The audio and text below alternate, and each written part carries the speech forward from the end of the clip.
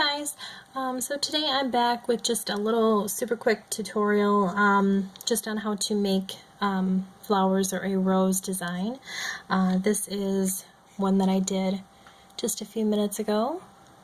They're so easy to do, they're so quick.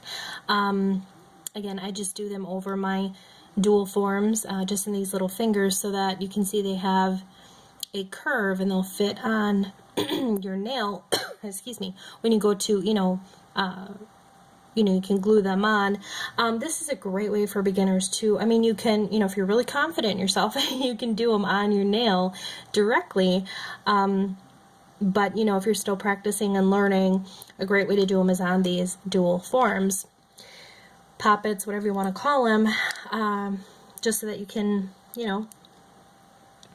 get them perfect in the way that you want them, or accent them, etc.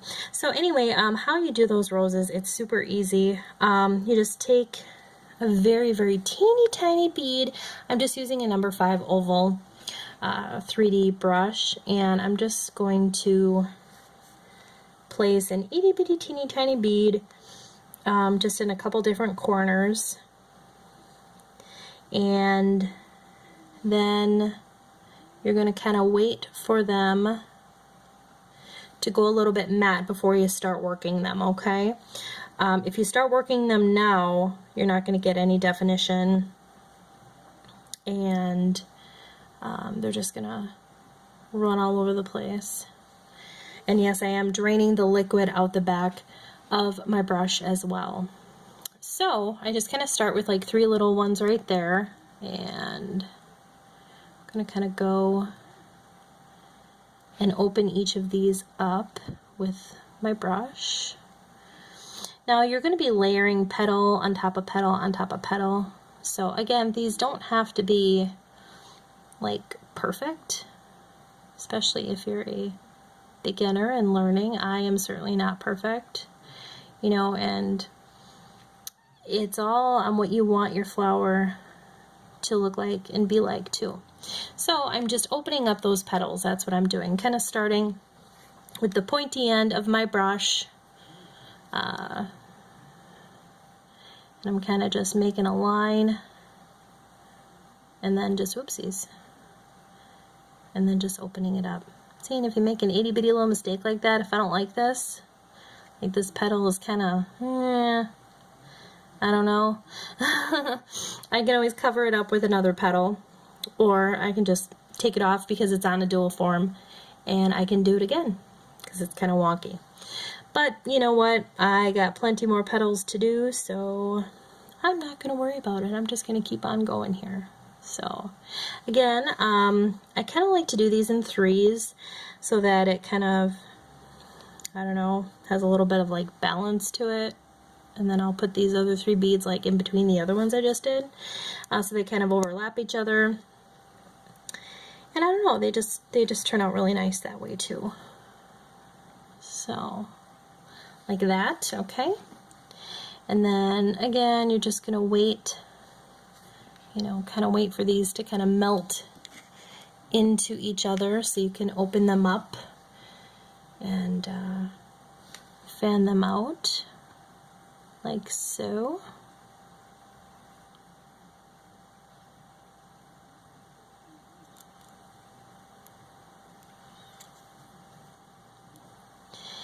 And it's just something that takes just a little bit of practice, I mean, watch some TV or, whatever you do when you're doing your nails. I know I watch movies and stuff like that when I'm doing my nails. But yeah, so it just takes a little bit of practice, with what you want, with the effect that you want and the end result that you want. And you could use a different brush, a smaller brush, or whatever you wanted to, if you preferred. And I'm just going back over these petals just to put a little bit more design into them. Alright, and then from here I think what I'm going to do is maybe I'll do like one more, like one in the center, like right there, okay, in the center of all mine. I kind of like mine kind of, you know, I don't know. Like I said, in these threes, they kind of, I don't know, they look kind of natural. I kind of like them. They're not like perfectly symmetrical, but I kind of like that. So anyway, in the center of this last ball, I'm just going to take the point of my brush, in the center of this bead, whatever, and just kind of make a little dent in the middle, just like that. And then from there, I'm going to press it in the inside and then open it up to the outside, like so. So it kind of gives another layered effect. And again, it doesn't have to be perfect, but so there's that. And then from there, you're just going to finish it off. I mean, you could put a rhinestone in the center or something if you wanted to. I'm actually just going to take another little bead and place it in the center of that one, okay? And I'm just going to make sure it's like a little perfect ball, okay? And from there, I'm just going to take a cuticle stick. You could take the pointy end of your brush if you wanted to, but I'm just going to do that and just kind of swirl it in the center there. Just kind of open it up a little bit. See how it's kind of melting back together? It's not quite ready for it. So I'm just going to wait a second or two here and then do it again. Pressing in the center, kind of swirling out a little bit. Just like that. And there is my flower. Pretty cool. So again, this was the one that I did earlier. Pretty similar. But yeah, they're just really kind of cute. And obviously this one is still drying, the one that we just did.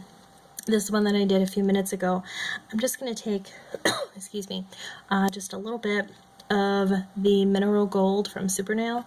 It's like a really pigmented, like kind of gold shimmer acrylic, and I'm just going to kind of lightly dust it, kind of all over the edges of this rose. It's one thing I love about pigments and colors is you can, you know, use them together and get some real depth like this. This is such a cool effect.